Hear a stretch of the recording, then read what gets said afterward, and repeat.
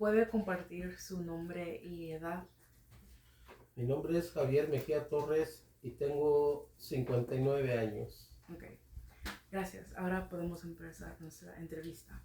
Lo primero que quiero saber es de dónde vino y en qué lugar se crió. Yo soy de la Ciudad de México y me crié pues ahí mismo, no cambié en ningún lugar. Ujú. Nací en lo que es el Distrito Federal, en la colonia Morelos, delegación Venustiano Carranza. Ahí viví por 40 años aproximadamente, ahí en lo que es el barrio de Tepito. Un barrio como una vecindad. No un barrio, ¿Cuál es la diferencia? La vecindad es un núcleo pueden ser 20, 15 personas y el barrio son ¿Más manzanas, grande? sí, más grandes. Oh, ok. Son como 30, 40 Ujú. bloques que le llaman aquí, Oh, calles. okay. ¿Dónde asistió a la primaria y qué es lo que diga, la preparatoria y qué es lo que más recuerda de ella? Bueno, estudié en la primaria, se llama Estado de Michoacán. Ujú. Estudié en el turno vespertino, que es en la tarde. Y pues de esos grados, del primero al sexto, recuerdo muchas cosas muy bonitas que conviví con mis compañeros, con mis hermanos, tuve muy bonitos maestros. Ujú. Y también pues los juegos que teníamos en ese entonces eran muy divertidos, jugábamos aparte de la pelota, otro tipo de juegos que nosotros inventábamos Ujú. o imaginábamos, ¿verdad? Y pues es lo único que te puedo decir de mi infancia en la primaria, fue muy bonita y muchos recuerdos muy alegres me traen ahorita que me estás Sí. preguntando. Y referente a la preparatoria, estudié en San Juan de Aragón, plantel 9, colegio de bachilleres. Ahí estudié en el año del 1982 y en el 85 terminé. Fueron 3 años y también pues en esa etapa de mi juventud recuerdo muchas amistades muy bonitas, entre ellos amigos y amigas, principalmente malas amigas porque me tocó un grupo de puras mujeres. Ujú. Pero lo que más recuerdo, aparte de las buenas experiencias Sí. con los maestros, Ujú. que al final del curso, cuando terminaba un semestre, hacíamos fiesta y pues esas fiestas eran muy alegres, muy divertidas. Una celebración. Sí, una celebración. Mm. Y, y cada semestre que íbamos avanzando, pues éramos casi los mismos con los que empecé, Sí. terminé. Ujú. Entonces, pues ya también uno de mis hermanos asistió al plantel donde yo estaba, conocían a mi hermano el mayor y pues él se relacionaba con los amigos, con los míos y siempre tratamos de mantener el mismo equipo desde que empezamos el primer semestre hasta el sexto con los mismos compañeros para integrarnos que ya nos Sí. conocíamos. Ujú. Entonces esas amistades pues las conservé muchos años después de que terminamos de graduarnos. Ujú. Eso es lo que me viene a la mente, los recuerdos que tengo de mis amigos y de mis maestros también. Ujú. ¿Y qué es lo de los maestros que se le grabó, como de los sentimientos que sigue teniendo usted ya de adulto, de sus maestros? Primero mi primer maestra, Ujú. cuando fui al pre-kinder, era una maestra ya de edad, unos 70 años, era muy cariñosa con todos los niños. Recuerdo que siempre que llegábamos nos abrazaba, nos acariciaba, nos daba una paleta, un chocolatito. Y su hija era la que le ayudaba a cuidarnos. Cuando entrábamos empezábamos a cantar canciones que en ese entonces pues eran, no sé si ojalá los llegasen a conocer, de Gabilondo Soler, que mejor se conoce como Cri Cri. Oh. Todas esas canciones de Cri Cri las cantaba su hija o ponía los discos de acetato y todos los niños empezábamos a cantarlas. Y después pues también cantábamos el himno nacional todos los lunes y empezábamos con las clases. La maestra era muy cariñosa, siempre fue muy cariñosa con todos los niños, no nada más conmigo, con todos.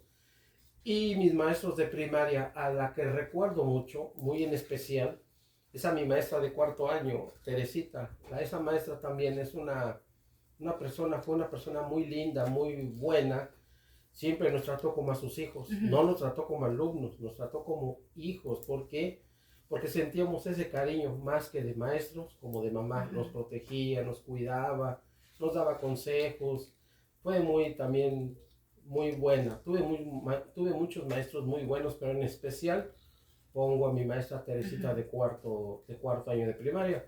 Ya en mis demás grados, en especial tuve mucha amistad con un maestro en preparatoria, con un maestro que se llama Esteban. Él fue mi maestro de matemáticas de primero, segundo y tercero, y también fue mi maestro de cálculo primero, segundo y tercero, y mi maestro de probabilidad y estadísticas 1, 2 y 3. O sea que estuvimos muchos años. Y él también participaba de nuestras fiestas, a pesar de que ya tenía sus 45, 49 años, le gustaba el ambiente. Lo invitamos a las fiestas y asistía con nosotros. Y lo que me gustaba de él era que cuando terminábamos el curso de semestre o sus exámenes, nos hacía una comida sencilla, tal vez una comida muy sencillita, pero ya cuando estábamos contentos, él empezaba a cantar, le gustaba cantar. Y pues esos eran los buenos momentos, porque nos íbamos, mi plantel de la escuela estaba como a 3 calles de un bosque. Entonces nosotros nos metíamos al bosque de Chapultepec, al bosque de Aragón, perdón. Ahí en ese bosque, pues es inmenso. Ahí jugábamos cuando terminamos el semestre, hacíamos ahí tenían sus eventos. Ahí los hacíamos. Ese era nuestro lugar preferido y nos juntábamos todos los alumnos y todos los que nos avanzamos en el semestre, que éramos 7, 8 grupos. Entonces, imagínate cuántos alumnos no habían. Un promedio como de 120. Y algunos maestros, pero este maestro también fue muy especial con nosotros, porque él siempre nos daba consejos, nos guiaba que fuéramos buenas personas, nos impulsaba a seguir estudiando y a ser muy buenas personas, ¿verdad? Esos son los consejos y las buenas impresiones que tuve de este maestro. También mis otros maestros fueron buenas personas, pero en especial él fue el maestro que tal vez tuvo más impacto. Más impacto y más recuerdo. Siempre que escucho números, como que mi mente viene a él, mi maestro Esteban. Bueno, ¿cuáles fueron sus asignaturas predilectas y tus metas profesionales? Al principio no me gustaban las matemáticas porque no las entendía mucho, pero después, eso fue en la primaria. En la secundaria, pues un poquito, no mucho. Te puedo decir que básicamente o principalmente yo tomé los estudios como más en forma o con más seriedad ya en la preparatoria. Y en esa etapa de mi vida, de los estudios, conocí a muchos alumnos, compañeros, que también estaban como yo, que no tuvimos esa capacidad para aprender las matemáticas. Sí.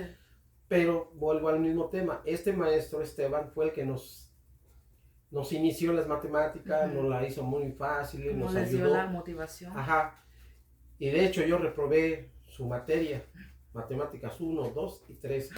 Y con él tomé los cursos parciales, los pasé con 9, que es una excelente calificación. Y a base de eso, se me hicieron fácil las matemáticas o calcular química, física, cálculo. Esa es una de mis materias que me gustó mucho, las matemáticas, la química, la literatura. También te puedo decir, pues, la música, tenía música, yo llevé música, pero no era de mi agrado porque nada más era la flauta, era el único instrumento, no había otras opciones, no había variedad, era la única opción que teníamos, no había ni coro ni nada. Entonces no me gustó, pero sí te puedo decir que las matemáticas, física, química y un poquito lo que es la biología, me gustó también. Esa es mis materias. ¿Y qué más me preguntaste? Sobre tus metas profesionales. Cuando terminé yo mi preparatoria, mi meta era estudiar licenciatura aduanal. ¿Qué es eso? Es una área donde tú estás en las fronteras checando lo que entra y sale de la aduana y saber las leyes que tú tienes que manejar para cada producto, los aranceles, el precio, qué es lo que te tiene que llevar, cobrar. Van ligados entre las contabilidad un poco, porque tienes que cobrar calculaciones, cálculos para cobrar lo que si vas a llevar, un ejemplo te voy a poner, quieres llevar a Estados Unidos o a cualquier parte del mundo vino, botellas de tequila, por decirlo así. Sí. Tienes que saber cuánto está la moneda en el momento en que lo vas a hacer. Oh, okay. Y ahí tú empiezas a hacer tus movimientos. Para hacer la conversión y todo eso. Eso es en cuanto al cálculo de de la contabilidad. Y ya junto a las leyes, tienes que saber cuánto está permitido llevar, cuánto gramaje, cuánto por persona, y sobre la ley de cada país, de cada uno. Eso es lo que yo quise. Bueno, esa era mi meta. Estudié muy poquito porque cuando yo me terminé de graduar en julio del 85, sí, desafortunadamente en septiembre vino un terremoto en la Ciudad de México. Se cayó mi casa, se cayó la escuela donde iba a estudiar, hubo muchos desastres de edificios de gobierno y casas, y hubo muchas muertes. Inclusive ya desde que hubo ese terremoto, nosotros nos quedamos en la calle casi prácticamente por 15 años. Sí. Vivimos en albergues, pero nuestra casa no la tardaron mucho en dar. Y mi papá y mi mamá pues me pudieron dar un poquito de ayuda porque, como te repito, iba a entrar a una escuela que estaba en el centro histórico de la Ciudad de México, y ahí fue donde hubo muchas desgracias también, hubo muchos edificios caídos, y entre ellos el edificio que era donde mi papá, era una escuela para trabajadores de gobierno. Mi papá trabajó para el gobierno. Y ese era exclusivamente para esa carrera. Sí. Entonces me mandaron una opción para Pueblo Toluca. Yo tomé la decisión de Toluca porque es 1 hora. Pero desafortunadamente nada más estudié como 6, 7 meses, o menos 5, recuerdo, por el costo de los transportes ida y vuelta. Sí. Y no tenía que gastar comida, y para ese entonces pues teníamos la prioridad de la casa. Me dejé mis estudios, los suspendí. Después más adelante los retomé, pero ya no con la misma intensidad que yo quise. Pero esa fue era una de mis metas, seguir, titularme recibirme en una carrera que era la licenciatura, ¿verdad? Sí. Ese es lo que te puedo comentar. Y después de lo del evento, ¿qué carrera tomó después? Ya no tomé ninguna estudio técnico, porque busqué trabajo, como te digo, se cayó, se destruyó nuestra casa, y en ese momento pues éramos 4 hermanos y nos vimos en la necesidad de trabajar para reponer todo lo que se perdió, y juntar para levantar nuevamente la casa.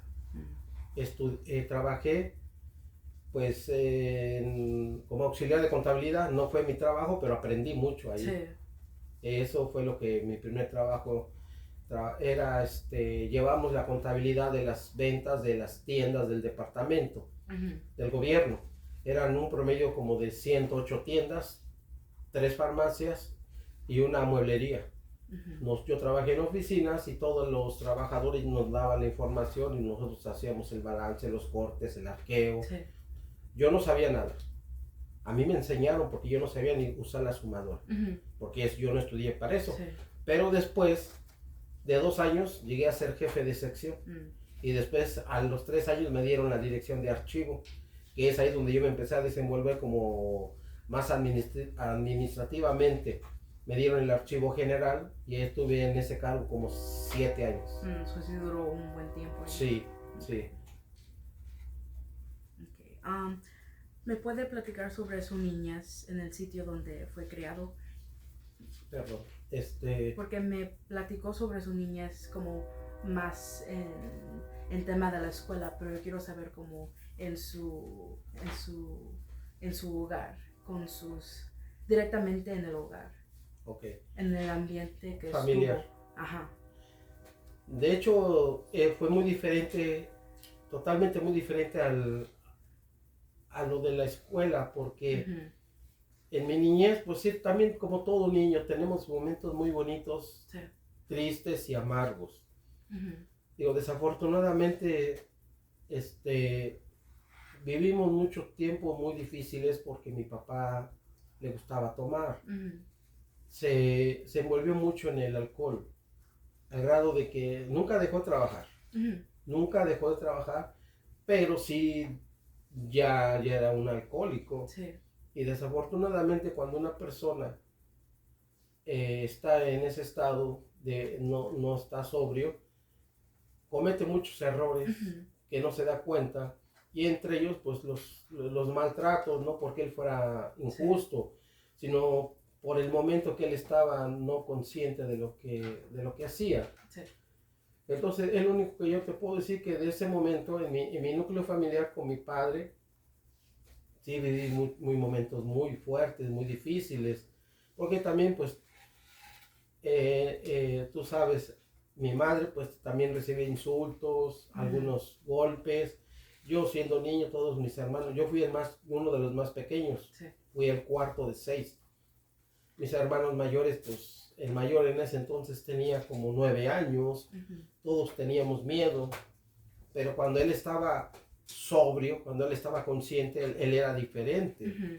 Nos llevaba a pasear, nos llevaba al cine, al parque, teníamos una convivencia, tal vez no con lujos, pero convivíamos. Sí. El problema era cuando él empezaba a beber. Ujú. Y de ahí muchos problemas cuando íbamos a fiestas de familia. Demasiados problemas que, pues, como te vuelvo a repetir, ya perdía la cordura y hacía cosas fuera de lugar, fuera de Sí. sitio. Entonces, pues todo eso a mí se me quedó muy grabado, Ujú. y yo también traté de no cometer los mismos errores. Ese era siempre cuando él andaba en estado no sobrio. Sí. Pero referente a mi madre, mi mamá también no fue muy estricta, fue muy noble, fue muy sensata, siempre nos apoyó, nos cuidó y también nos dio mucho amor. Ella nunca nos maltrató, al contrario, siempre nos cuidaba mucho. Yo recuerdo mucho a las hermanas de mi mamá, que son mis tías, y mi abuelita, la mamá Sí. de mi mamá. Ellas eran nuestro cobijo. Ujú. Ellas eran las que nos cobijaban, porque tenía puras tías, tenía 6 tías y mi abuelita. Y fuimos sus primeros nietos. Yo fui Ujú. su cuarto nieto de ella, entonces pues siempre nos cobijó, nos cuidó mucho, nos quiso demasiado, a pesar, todavía cuando éramos adultos, Ujú. señores ya. Y referente a mis hermanos, pues fuimos 5 hombres y una mujer, mi hermana la más chica. Siempre conviví con puros hombres porque también tuve primos, y en mi casa se venían 4 primos hermanos, pues éramos 9 los que convivíamos Sí. en la casa, éramos muchos. Ujú. Y siempre nos quisimos como hermanos, no como primos, como hermanos nos tratamos. Y teníamos otros amiguitos, pero dentro de los amiguitos también llegas a tenerle cariño a otros amigos como tus hermanos, Sí. porque siempre nos cuidamos, pero con mis hermanos siempre estuvimos al pendiente, cuidándonos. Eso fue en mi niñez. Ya de adultos también hicimos lo mismo, Ujú. apoyarnos y cuidarnos y tendernos la mano cuando necesitábamos, Sí. cuando estaban los problemas presentes. Y siempre lo hemos hecho. Ya después mi papá se retiró del alcohol, del vicio, y yo lo entendí un poco más, Ujú. al grado de que pues también tuve que llevar unos folletos, unos libros para entender el círculo vicioso que ocasiona el alcoholismo. Ujú. Ya cuando yo fui adulto comprendí más a mi padre y lo apoyé también para que se retirara de eso. Sí. Y gracias a Dios lo logró. Duró 30 años sobrio sin tomar. Y pues muchos recuerdos también tengo, ¿verdad? A pesar de que ya soy un hombre adulto. Sí. Bueno, ¿qué fue lo que lo motivó para dejar su hogar y mudarse a los Estados Unidos? Pues mira, yo te voy a ser honesto, yo nunca pensé venir a vivir a Estados Unidos, ni me pasó por la mente, ni nunca tuve una mínima idea fugaz de venir a Estados Unidos. Ujú. Todo se dio sorpresivamente. Nada más te voy a decir así rápidamente que yo después del trabajo que tuve, Sí. entré a otra empresa privada y entré como facturista. Esto quiere decir que haces papeles en la computadora. Yo ya empecé a manejar un poco la computadora a las empresas grandes, bancos, todo. Entonces haces la factura y en la factura es como dinero. Se las das, cobras y te dan un cheque. Bueno, entonces pues yo duré ahí también como unos 6 años en esa empresa y resulta que al poco tiempo, déjame ver, déjame acordarme bien, que duré más tiempo, más años. Nos corrió la noticia de que la compañía quería ya liquidar a la gente que ya tenía años para no pagarle liquidarlos su retiro conforme a la ley. Oh, okay. ¿Sí? Entonces ellos empezaron a sacar a la gente que ya tenía 18, 15, 10 años trabajando en la empresa y entre ellos estaba yo. Sí. Entonces la empresa nos quiso dar cualquier dinero para, no nos iba a dar conforme a la ley, metimos abogado y ganamos el caso y nos retiramos con el dinero que nos tocaba. Cuando yo quise buscar trabajo, encontraba, pero me pedían más requisitos. Yo ya tenía 36 años. Me pedían que supiera inglés, que supiera algún programa de computación y que tuviera lo que le llaman aquí la universidad terminada. O sea, ya son 4 requisitos más. Yo entré con la high school y con lo poco que estudié de la universidad. Inglés sabía un poquito, no mucho, pero sí me defendía. Computación, pues estaba aprendiendo paquetes. Pero de lo otro ya me pedían, y luego también la edad, pedían que todos estos requisitos, pero que tuvieras 24, 25 años, más joven. Y batallé y de hecho no encontré otro trabajo diferente a lo que yo hacía. No es deshonroso, pero entré a una fábrica y me pagaban, pero no me alcanzaba económicamente mantener a mi familia, a pesar de que ya tenía el departamento pagado, la casa. Yo quería ofrecerles a mis hijas pues más futuro, más proyecto, y no, apenas me alcanzaba nada más para comer, medio vestir, no satisfacían mis necesidades mías ni de mi familia, y el sueldo era muy bajo. Entonces busqué otros empleos y era el mismo salario. Entonces pues como que me desesperé, más bien no como, me desesperé y empecé a pensar en venirme a Estados Unidos. Tal vez esa fue la razón más principal, falta de oportunidad del desempleo. ¿Me puede platicar sobre las diferencias que ha notado viviendo en este país? Mira, a comparación a México. Hablar de diferencias pues no es grato hablar mal de un país ni bien de un país, porque aquí, este país también me ha ofrecido oportunidades y agradecido estoy con Estados Unidos como con mi país. Entonces no te puedo decir exactamente, bueno, sí te voy a decir, pero yo creo que sin afán de ofender ninguna nación. ¿Por qué? Porque la diferencia en mi país, hace años la moneda estaba muy alta, el dólar estaba muy alto, al peso demasiado.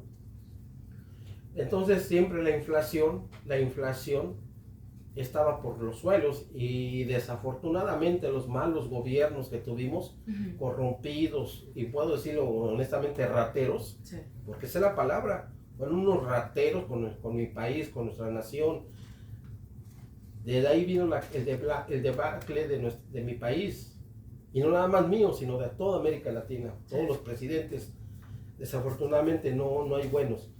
Hay una diferencia enorme, que aquí, con lo que ganas, no un sueldo muy alto, medio bajo, sí te alcanza para subsistir, como para pagar renta, más o menos la mensualidad de un carro, cubrir tus necesidades de una familia de 2 o 3, máximo 4. Esa es la solvencia. Allá en México, desafortunadamente, no puedes trabajar tú, necesitas trabajar tu compañera va a cubrir más o menos las necesidades, pero sin ahorrar dinero. Sí. Y aquí ya trabajando mi pareja, mi esposa y yo, pues sí tenemos la oportunidad de juntar, de ahorrar, cubrir las necesidades y tener ciertos gustos, ¿verdad? Sí. Pero hablándolo de ahora, viéndolo de otra manera, ya no lo económico, las costumbres son muy diferentes, totalmente muy diferentes.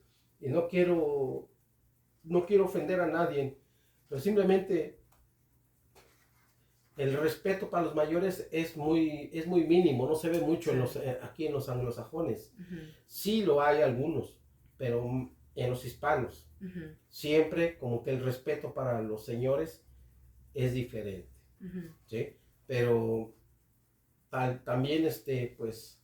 ¿Como más valorado? Más valorado, exactamente, es eso, ¿verdad? Yo inclusive lo he visto con personas de mi propiedad, sí, que yo llego y saludo de mano. Yo llego y saludo a todos sin conocer a nadie, saludo, y muchos llegan y sí, pasan de largo y no te dicen ni hi ni nada, pero no quiero decir que sean... Sí, como no son tan amigables. Amigables, sí, o no tienen ¿cómo te dijera? No educación, no tienen esa manía, esa maña de decir, sí, tú vas a la calle y yo veo a alguien, buenos días, sin conocerlo, sí, sea hispano, sea como sea. Igual en mi trabajo, yo llego en mi trabajo y a todo mundo saludo, en inglés o en español. Pero llegan, si ellos llegan antes, sí, no me dicen nada, ni buenos días. Entonces yo digo, bueno, pues qué. Sí, ¿por qué? Yo tomo la iniciativa. Entran y yo, buenos días, y en vez de que ellos vienen entrando, sí, ellos son los que, bueno, esa es mi opción, pero hay otras diferencias, pero tal vez no quisiera comentarlas porque ya son tal vez muy subidas de tono. Sí. Pero mejor así lo dejamos. Okay. ¿Han notado problemas con las barreras de idioma? En mi persona, al principio sí, tuve muchos problemas. Cuando llegó. Cuando llegué, sí y no, porque cuando llegué viví en el estado de Washington. Okay. Y ahí pues afortunadamente pues conocí a un joven llamado Eliseo y él era mi traductor, por decirlo. Él hablaba español, no batallé, pero tenía amigos canadienses y amigos americanos. ¿Por qué? Porque ya estaban en las cerquitas de la frontera. Me hablaban y pues entiende. Sí. Yo no sabía nada, empecé a aprender, empecé a estudiar, que de hecho el inglés que nos dan en México, haz de cuenta como que no es nada, es 1%. Aquí yo aprendí un poco más de inglés. Y ya este muchacho me enseñó a decir cuando tengo que ir al baño, cuando tengo que decir ciertas cosas que ocupo de mi trabajo, aprenderme cómo se llama cada cosa de los utensilios que ocupo en mi lugar de trabajo, cómo se llaman también ellos, cómo decirles. Entonces yo por mi cuenta me puse a estudiar también, sí, me metí a una escuela y quise aprender más para no tener ese problema. Que de hecho ya después pasaron los años y desafortunadamente con todos los que trabajé casi fueron hispanos. Trabajé con americanos, pero después tuve la necesidad de enseñarle a mis hijas el inglés, estudiar, y todo venía en inglés ya. Entonces yo tuve que aprender con ellas inglés. Sí. Poco, mucho. A mí me cuesta mucho trabajo, te voy a decir, cuando me están hablando. El oírlo me cuesta... ¿Para entenderlo? Para entenderlo. Batallo mucho. Sí. Tal vez entiendo un 20, un 25. Muy poquito. Pero si tú me das un escrito, se puede entender hasta un 80, un 75%. Se me hizo más fácil. Y explicarlo, a lo mejor un 50%. Ahorita donde yo trabajo estoy en un restaurante y todos son americanos. Sí. Yo soy el único hispano. Y ahí es donde me he visto. Hasta ahorita, gracias a Dios, voy para 14 años, no he tenido problemas con el inglés, pero claro, me voy a otro lugar de trabajo y pienso que sí voy a tener, porque voy a tener que aprender otra vez a aprender ciertas cosas o materiales o con equipo. Esa ocupación. Otra ocupación que, sí, que no sé. Ya en mi lugar de cocina, pues ya sé cómo se llama cada cosa, ya tuve que aprenderlas. Pero sí he tenido un poco con el problema de la barrera del inglés. ¿Y cree que si no hubiera tomado la iniciativa de aprender un poco, cuando llegó en los primeros años, ¿cree que ahorita tuviera más dificultad con el lenguaje? Sí, Sí. sí, porque yo he tenido amistades que ellos no tomaron la decisión de aprender un poquito y ellos no entienden nada. Y yo me he ido con ellos a trabajar, a veces me invitan a trabajar, yo soy el que les traduzco lo poco que entiendo, porque ellos no entienden nada. Entonces ahí yo me doy cuenta que sí me sirvió lo poco, mucho que aprendí el inglés. Me comunico con el americano y yo ya les digo qué es lo que tenemos que hacer, pero se lo repito yo a él para que me quede a mí claro. Y ya, entonces ahí yo me doy cuenta que sí, sí me ha ayudado el inglés hasta ¿Es una ahorita. diferencia? Sí, bastante, enorme, porque es para los puestos, para los puestos que ocupa una persona, persona que sabe inglés y español, puede ganar más y aprende más. Eso sí. Sí, más ventajas. Más ventajas, correcto. Sí. Okay. ¿Cómo ha sido el desarrollo y la importancia del español en su vida y su familia? ¿Cómo ha sido como para mantener el lenguaje en el hogar? Ok. Sí. Pues de hecho aquí las únicas que hablamos español al principio, pues éramos todos, mis hijas, y porque nadie hablaba inglés, nadie. Conforme mis hijas fueron estudiando, fueron yendo al pre-kinder, otras ya un poquito avanzaditas, no mucho porque llegaron muy chicas.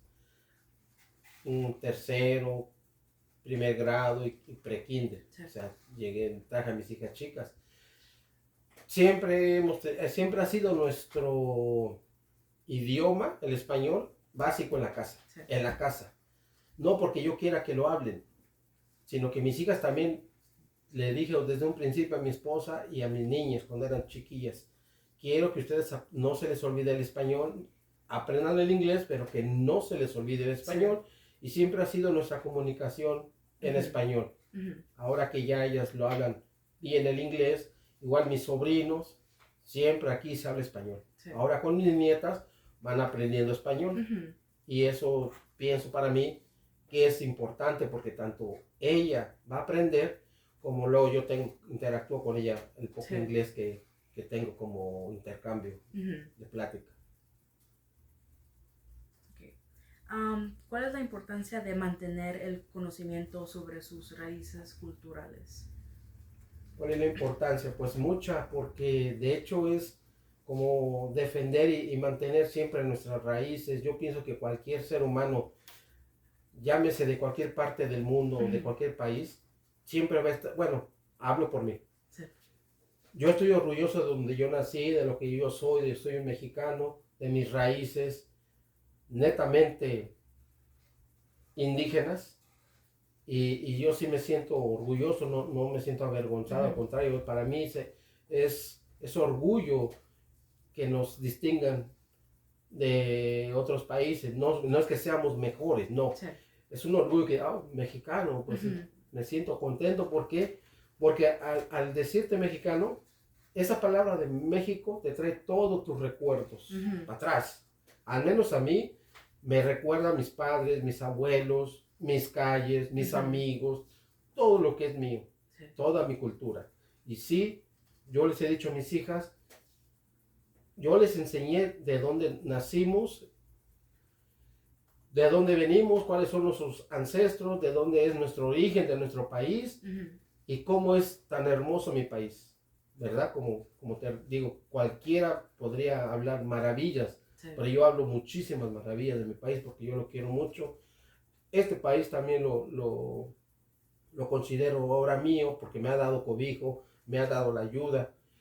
No quiero decir que es peor, pero siempre mi escudo está con México. Sí.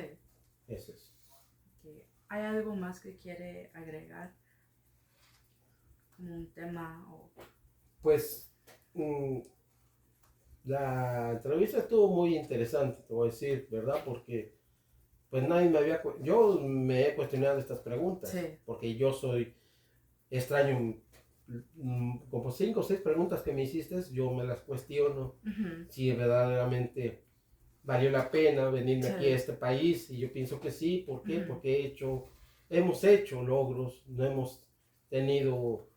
ha sido fácil, pero sí he visto que mis hijas han superado, han estudiado, han sido buenas mujeres y lo van a hacer ahora con mis nietas, ¿verdad? Ujú. Entonces, de hecho, como te dije hace rato en una pregunta que me hiciste, este país yo también le agradezco, le estoy agradecido, Sí. ¿verdad? No, siempre la gratitud está en mi mente y en mi corazón con las personas y con la nación que nos ha ofrecido esa ayuda, porque como me decías en otra pregunta, Ujú. también hay cosas que no están muy bien hechas aquí Sí. y no las quiero decir porque quiero hablar lo mejor de este país como quiero hablar lo mejor de mi Ujú. país. Entonces, a veces discriminan mucho el país donde yo nací. Ahorita desafortunadamente hay mucha violencia, Ujú. pero no es en todas partes del No. mundo y no es todo México, Ujú. son unos cuantitos. Ujú. Entonces, pues nada más lo único que quiero agregar, pues gracias por la entrevista y ojalá y estas preguntas o al menos la experiencia Sí. que yo viví o que te puede ayudar a otras personas, pues verdad que sirviera en algo, es lo único Ujú. que te quisiera decir. Ok. Esto. Bueno, pues sí, ya llegamos al final de las preguntas. Agradezco tu tiempo y la oportunidad de dejarme entrevistarte. No, al contrario, fue también un gusto tratar contigo y pues aquí estamos cuando quieras otra entrevista. Ok. Gracias.